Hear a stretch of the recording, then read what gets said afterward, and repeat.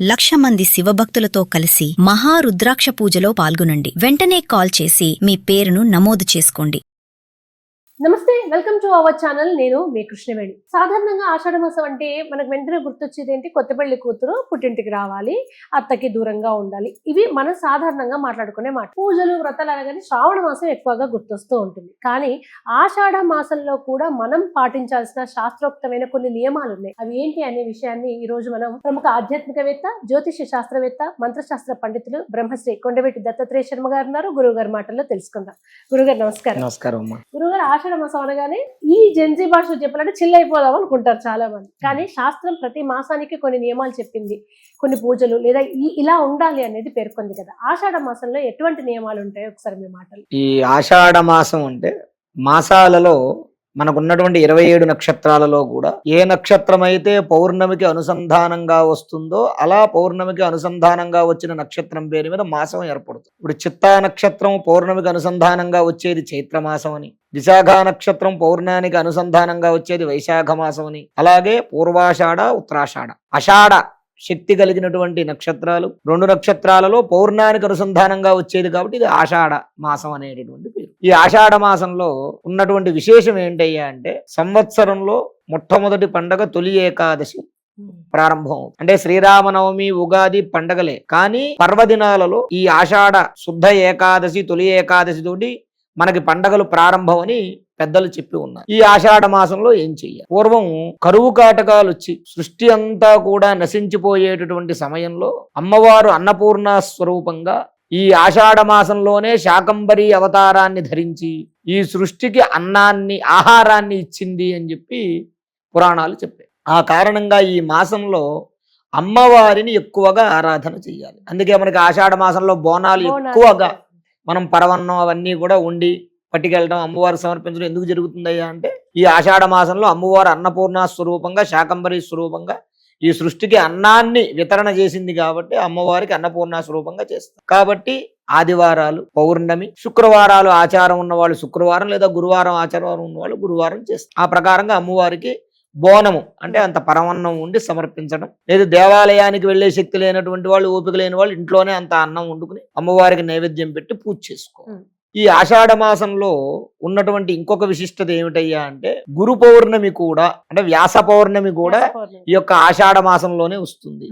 అంటే ఈ ఆషాఢ మాసము వేదవ్యాసుడు అష్టాదశ పురాణాలు రాసినటువంటి వాడు, వేదాలను విభాగాలుగా చేసి వేదార్థాన్ని పంచినటువంటి వారు, అలాగే మహాభారతం వంటి మహోత్తరమైనటువంటి కావ్యాన్ని రచించి మన అందరికీ కూడా అందించినటువంటి వాడు, దేవి భాగవతం, భాగవతం వంటి పురాణాలను కూడా అందించిన గొప్ప మహానుభావుడు వ్యాస భగవానుడు. అటువంటి వ్యాస భగవానుడి యొక్క పుట్టినరోజు ఆషాఢ పౌర్ణమి రోజున వస్తుంది. ఆ రోజున ఎవరైతే వారి యొక్క గురువులు, అంటే స్కూల్ టీచర్లు కానివ్వండి, లేదా వాళ్ళకి మంత్రోపదేశం చేసినటువంటి వారు కానివ్వండి, ఆచార్యులు కానివ్వండి, గురువులు కానివ్వండి, వారికి గనక ఆ రోజున పూజ చేస్తే, గురుస్వరూపంగా పూజ చేస్తే, వేదవ్యాసుడి పేరు చెప్పి పూజ చేస్తే, జ్ఞానంతో ఎవరైతే గురువుని ఆ రోజు పూజిస్తారో వారికి గురువు యొక్క అనుగ్రహం వల్ల వారికి, వారి సంతానానికి గురుబలం కలిగి, అంటే వేదవ్యాసుడి యొక్క అనుగ్రహ బలం కలిగి సమస్తమైనటువంటి జ్ఞానంతో వర్ధిల్లుతారనేటటువంటిది శాస్త్రం. కాబట్టి ఆ రోజున గురు పౌర్ణమి రోజున చక్కగా వేదవ్యాసుడి యొక్క పుట్టినరోజు వేదవ్యాసుడు పూజ చేసి గురువుల యొక్క పూజ చేయాలి. ఇది నియమంగా చెప్తారు. తర్వాత ఈ ఆషాఢ మాసంలో పూర్వం నుంచి ఒక నియమం ఏమిటయ్యా అంటే అత్తాకోడళ్ళు ఒక ఇంట్లో ఉండకూడదు. అంటే కొత్తగా వివాహం అయినటువంటి వాళ్ళు సంవత్సరం లోపు, ఇప్పుడు ఒకవేళ ఎవరైనా సరే శ్రావణ మాసంలో వివాహం చేసుకున్నారనుకోండి, 12వ నెల ఆషాఢ మాసం వస్తుంది.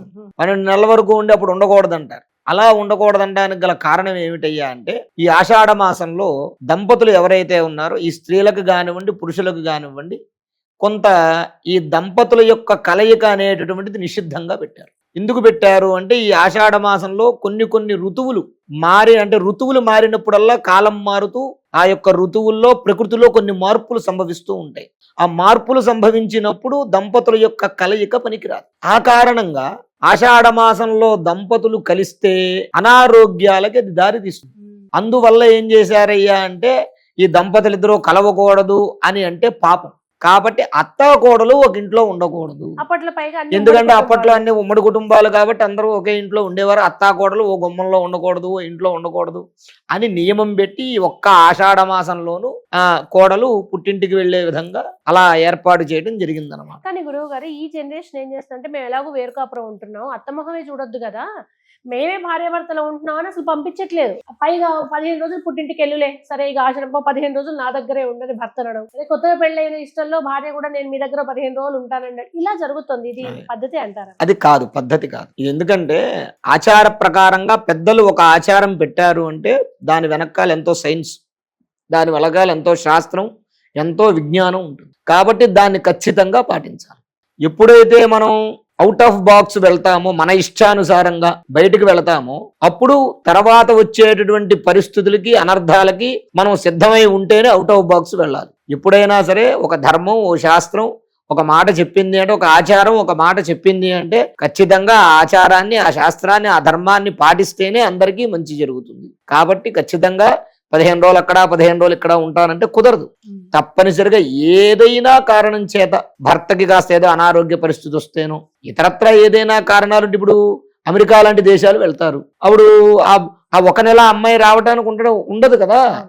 కాబట్టి అలాంటప్పుడు మరి తప్పదు. కానీ అప్పుడు కూడా ఏంటి అంటే కలవకూడదు. దంపతులు ఒకే ఇంట్లో ఉన్నా సరే కలవకుండా బ్రహ్మచర్యం పాటిస్తూ వాళ్ళిద్దరూ కూడా ఉండాలి తప్ప, వాళ్ళిద్దరూ అంటే దంపతుల యొక్క కలయిక నిషిద్ధం ఈ ఆషాఢ మాసంలో. ఆ కారణంగా చెప్పారు తప్ప, ఎందుకంటే ఇప్పుడు మిగిలిన దంపతులందరూ కూడా కలుస్తారు. కొత్త దంపతులకే ఎందుకు పెట్టారు అంటే సంతానానికి సంబంధించిన సమస్యలు వస్తాయి ఆషాఢ మాసంలో కలవడం వల్ల. ఆ కారణంగా దంపతులకి దూరంగా, నూతన దంపతులు ఎవరైతే ఉంటారో వాళ్ళు దూరంగా ఉండాలని చెప్పారు తప్ప ఇతరత్రా వేరే ఏ కారణాలు కాదు. ధన్యవాదాలు. శ్రీ మహాగణాధిపతయే నమః. ఆరోగ్యము, ఐశ్వర్యము, ఆనందము, ఆర్థిక లాభం ఇవన్నీ కలగాలంటే ఆగస్టు 11వ తారీఖు మంగళవారం రోజున మేము నిర్వహించేటటువంటి 1,00,000 రుద్రాక్షల పూజలో పాల్గొనండి. పరమేశ్వరుడి యొక్క అనుగ్రహం వల్ల సర్వ విధములైనటువంటి కష్టాలు నివారణమై ఐశ్వర్యాలు కలుగుతాయి. 1,00,000 రుద్రాక్ష పూజలో పాల్గొనేటటువంటి వారు స్క్రీన్ మీద స్క్రోల్ అవుతున్నటువంటి నంబర్లకు కాల్ చేసి రిజిస్ట్రేషన్ చేసుకోగలరు. స్వస్తి.